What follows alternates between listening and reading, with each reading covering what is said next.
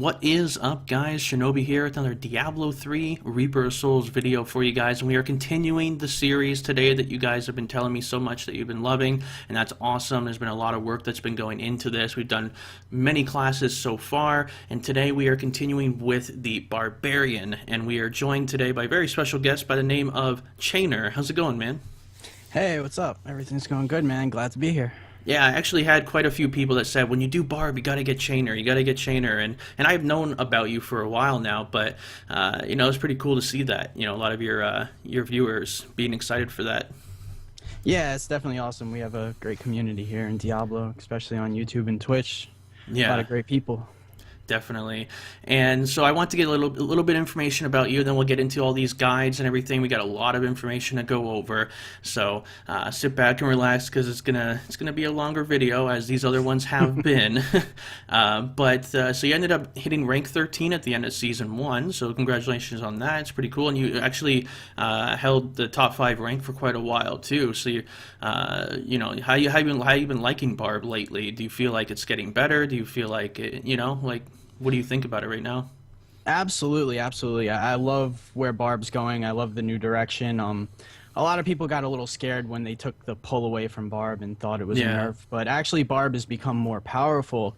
It's just the fact that we don't have the insta-kill on the Greater Rift boss with the Conduit pylon that makes it seem like we're not getting as high of clears, but we're actually doing quite a bit better. Yeah, definitely, and we'll definitely go more in depth about all that kind of stuff coming up here. Let's go ahead and jump in first to the first build that we've put together here, or you've put together, and we'll go ahead and talk about these.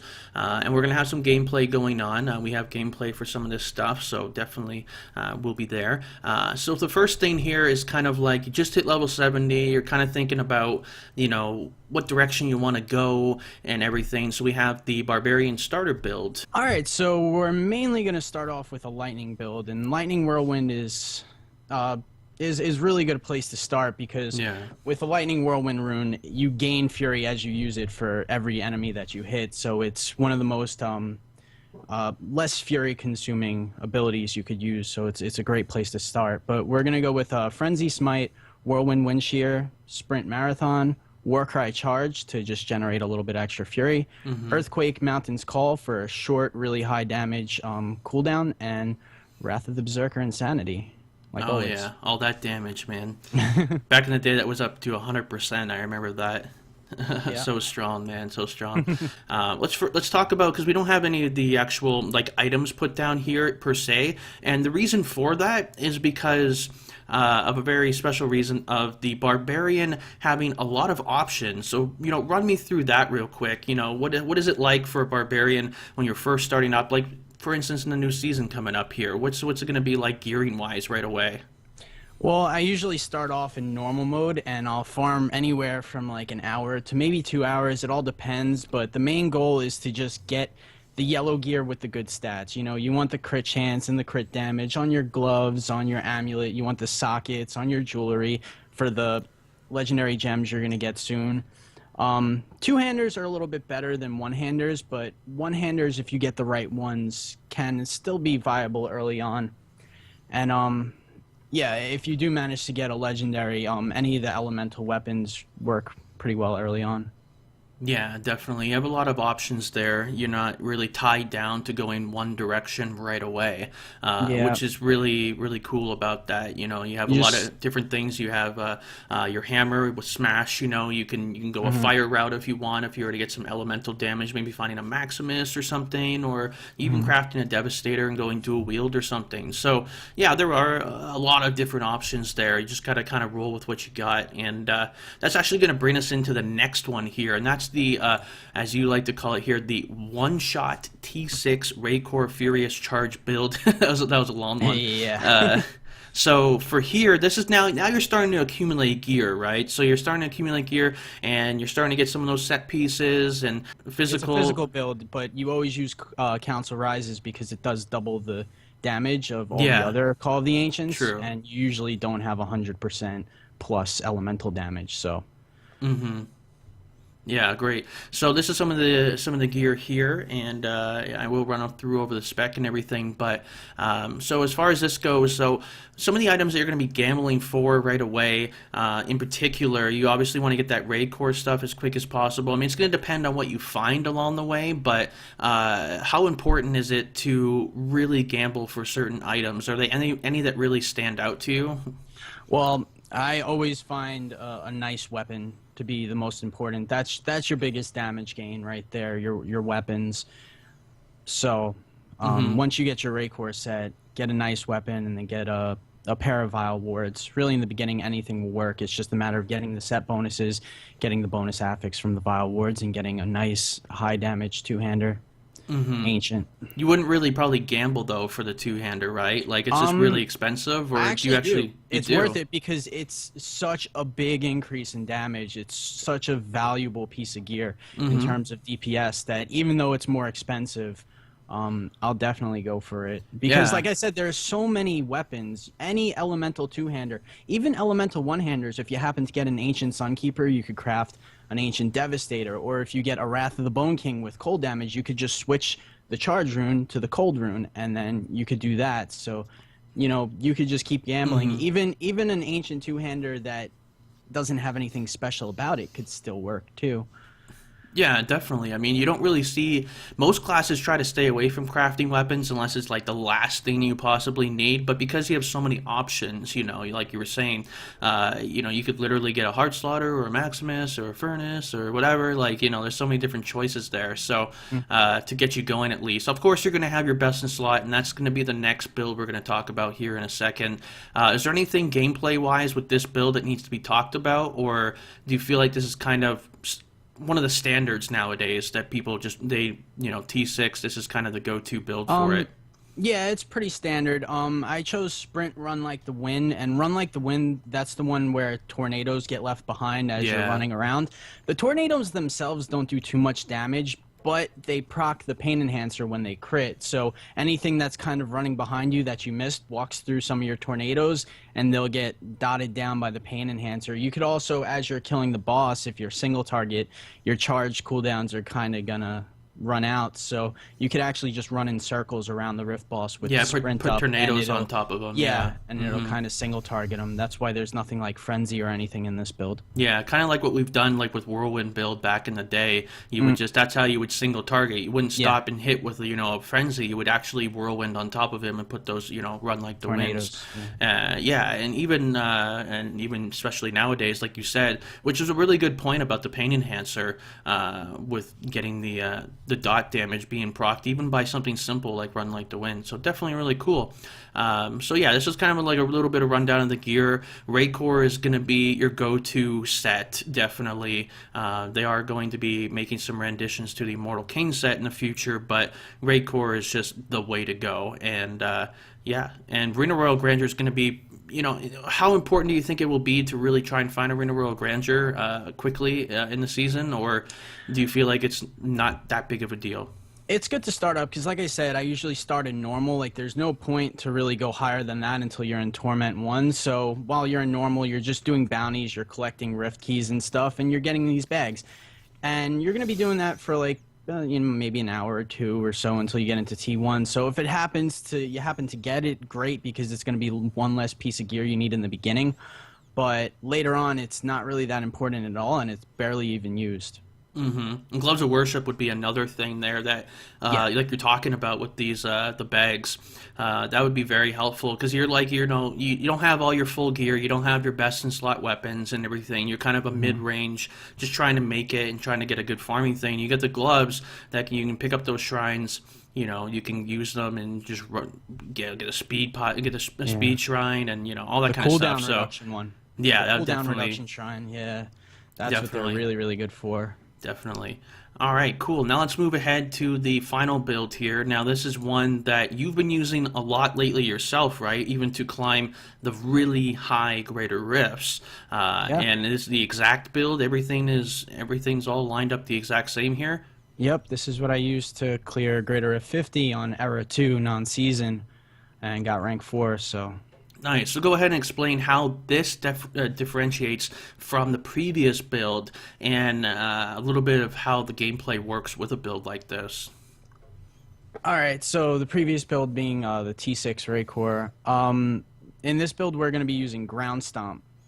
Yeah. So Ground Stomp is to pull the mobs together, because in the higher end Greater Rifts, the mobs have much more health. So by being able to stack mobs on top of each other, you get more damage through Battle Rage Bloodshed, which is a big portion of your damage. If you're hitting 10 mobs and they're all proccing Bloodsheds and hitting each other for 20% of the damage they took, it can multiply your damage by 2, 3, 4. So it's really good all around in there. And then we're also using Ignore Pain, Ignorance is Bliss, paired with Ancient Parlin Defender Bracers being our source of defense and healing, and that's pretty much it. Everything else is straight offense. Yeah, and these bracers are such a big deal for the higher Greater Rifts. I mean, the damage reduction is so needed. Would you say you'd be able to do a T50 plus without them? No. Yeah. Without them, like mid 40s would be a little rough without them. Yeah, exactly. So that's, it's very, very, very important. And so speaking of these higher Greater Rifts, we have 3 amulets listed here. The Prevent Damage amulets, very popular amulets. Now, can you explain why this would be an important thing to have this on a barb? Yeah, as you go higher and higher up throughout the rift, things become a little more unmanageable, and what I notice becomes most unmanageable is lightning.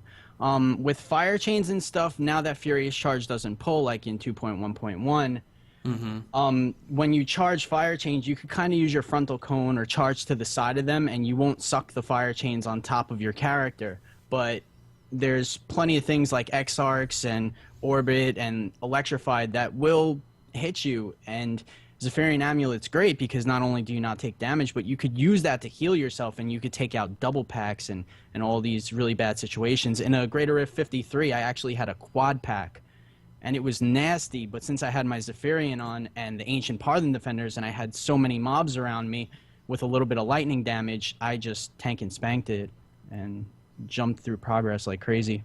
Yeah, yeah. That's really awesome. This is so true, though. And so for this spec, is there anything else that you feel like would be so key? Like, because I mean, you have the weapons. Let's talk about the weapons a little bit, because that's a big thing. We kind of have an idea how the build goes now. But as far as the weapons go, your best in slot, 100% of the time, Ancient Furnace, right? Yes. Yeah, and then what are like some alternatives? You do have a few alternatives here. Yeah. How far off would you say an Ancient Slaughter and Ancient Maximus would be from an Ancient Furnace? A few rift levels, maybe 2, maybe 3. Okay, so that's pretty good. I mean, Maximus drops a lot, depends where you are. Yeah, depends the rest of the gear.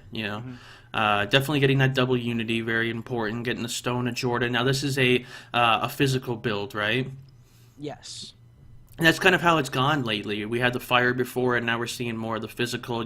That's the great thing with something like this, using your Furious Charge and your Raycore set bonuses there.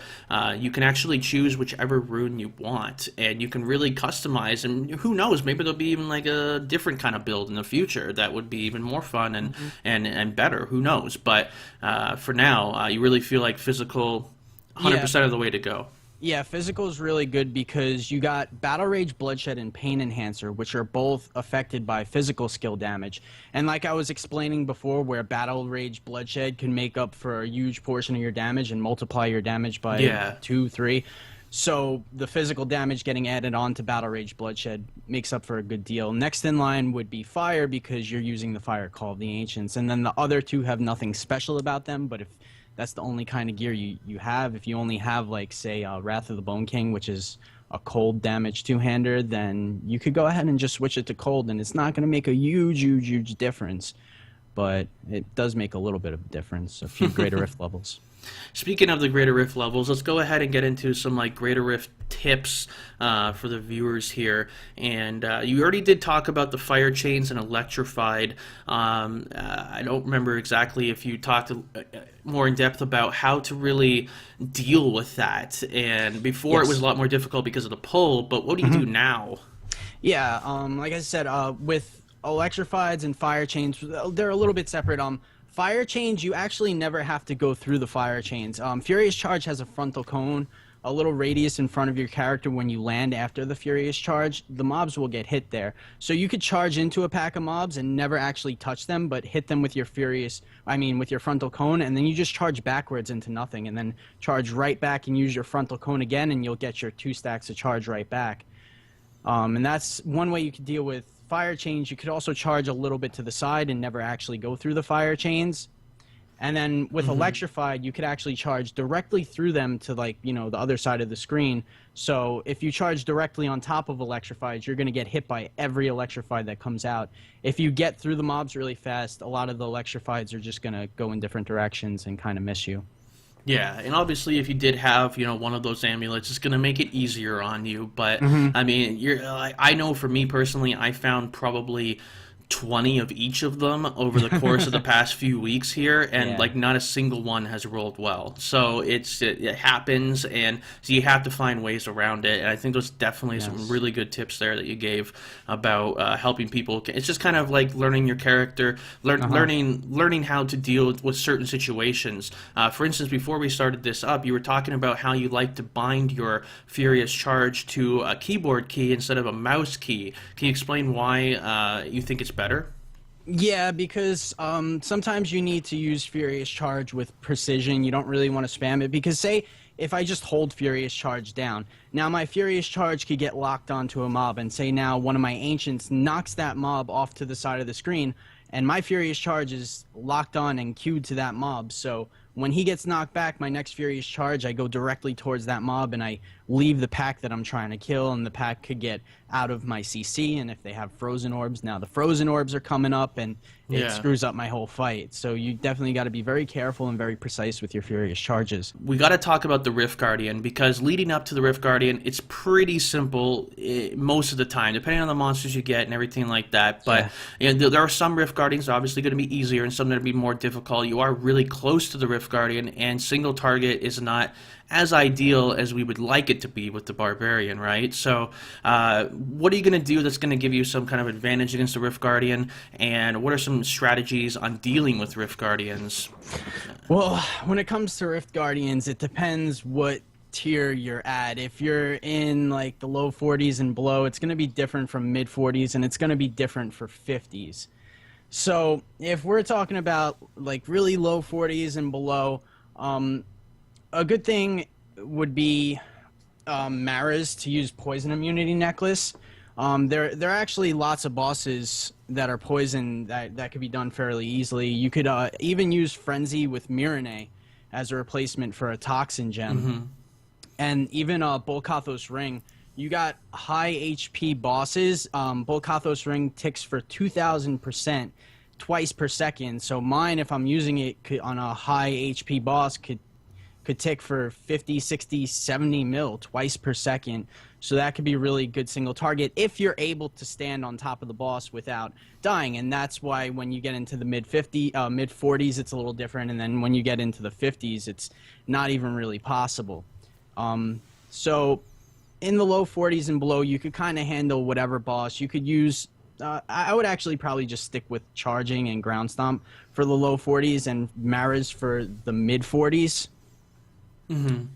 So you could kind of fish for all these different bosses, including the poison bosses, and then you got Stone Singer, and you got Saxtress. Those are your main bosses as a barb. So when you're going really high into the high 40, into the low 50s, sorry, into the 50s. Yeah.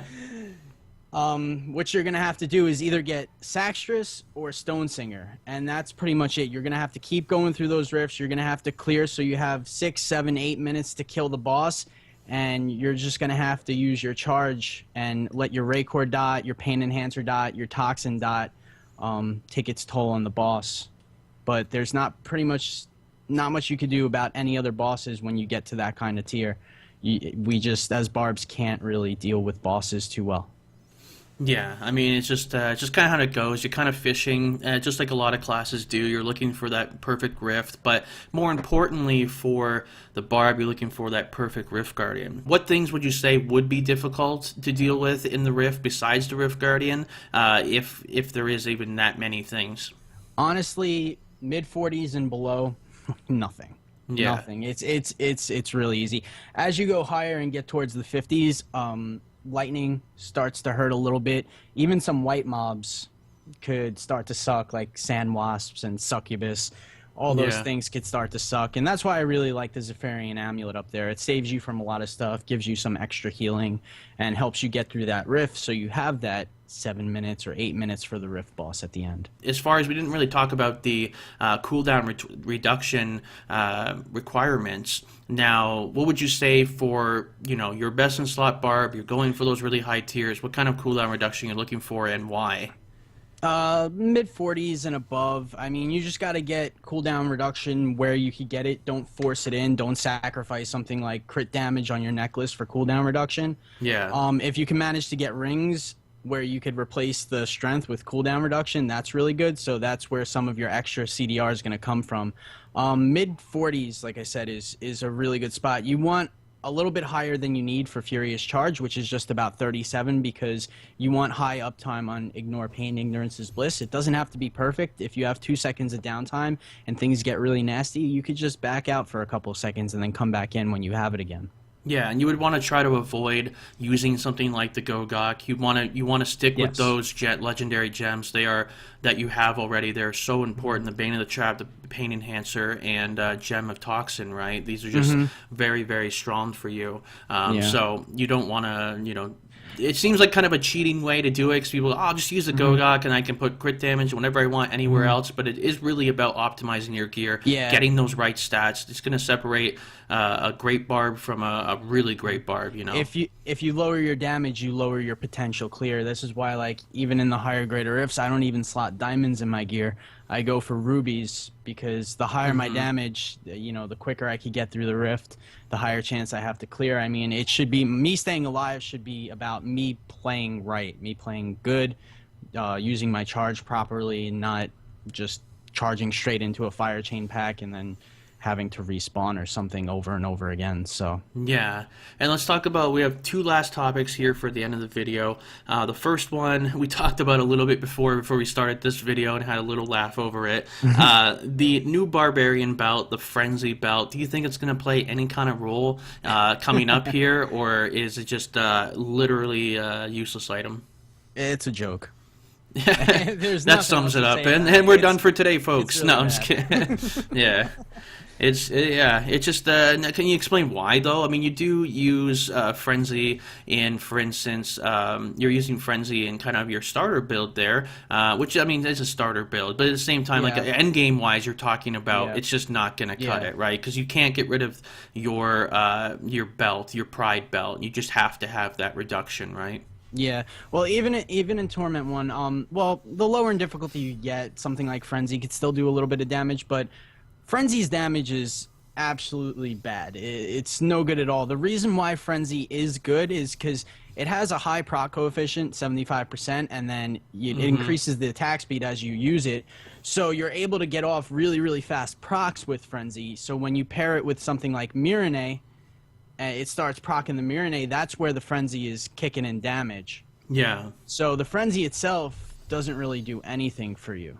And the final thing to close out here, we're going to talk about everybody is really pumped for the new Whirlwind set. They kind of showed it off at BlizzCon 2014. I know, me personally, when I heard the idea of them doing it, I thought, cool, they're rehashing something that people love. That's a good thing. However, with that said, what it looked like on paper did not look very flashy. It looked like Raid Core was still going to be the best. I know they're making changes to it. How hopeful are you to the Whirlwind Barb making its comeback? And if it does, would you definitely give it a shot? Well, I'll definitely give it a shot, and I can't really say how good or bad it's going to be. There are way too many variables. So, like, the set could look great. You could calculate all the damage numbers, and it could seem great, but something about the run that you're doing is going to make it not so good. Like, with Furious Charge is great, but when you're against a single target, you can't reset your cooldown enough. Yeah. So then they added in the dots and all that stuff.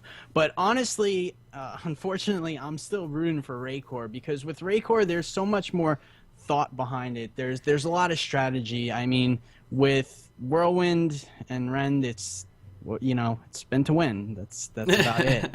So I'm kind of rooting for Raycore. I'm sorry if I'm upsetting people, but I personally like it better. I mean, it's true. Everybody has their likes. I mean, I liked it back in the day. It was cool, but at the same time, the game evolves, and Raycore gave us something new that we didn't have before, and it was a different way of playing. And I definitely, it's a fun way to play. It can be a little boring at times if you're just spamming T6 with an overgeared character, sure. But at the same time, there is strategy to it, and it's not as face roll as something like Whirlwind was back in the day. So, it has its ups and downs, and you guys can leave in the comments which one do you like more, the Raycore, or are you hoping the Whirlwind's going to be better, or you just want to keep things the way that it is, Raycore. Yeah. But that'll be it for us today, guys. All the links will be right down below in the description. Remember to check out Chainer at his YouTube channel. The link will be right down below. Same with his Twitch channel. You have been streaming for about a year now, you say? Yeah, about a year. About a year full time, just right? About every day. Yeah, sometimes 8 hours, 10 hours, sometimes more. Yeah, he puts a good amount of time into his streams, and he's a very informative guy, knows his Barbarian for sure, and he's proven that with the ranking that he's done. So I want to say thanks for coming out and hanging with us and giving us some information about the Barb, and hopefully people, find some useful information here and help them do a little bit better in Season 2. So once again, thanks a lot, man. Awesome, yeah. Like I said, thanks for having me. I appreciate being here. Yeah, awesome. and that'll do it for today, guys. Remember, like I said, links all down below, and we got one last video to come. That is the Demon Hunter video. If you have missed the rest of the videos or missed one of the other videos, they will all be right before this one. So go and check those out, and that'll be it for today. Anyways, my name is Shinobi, and until next time, thanks for watching.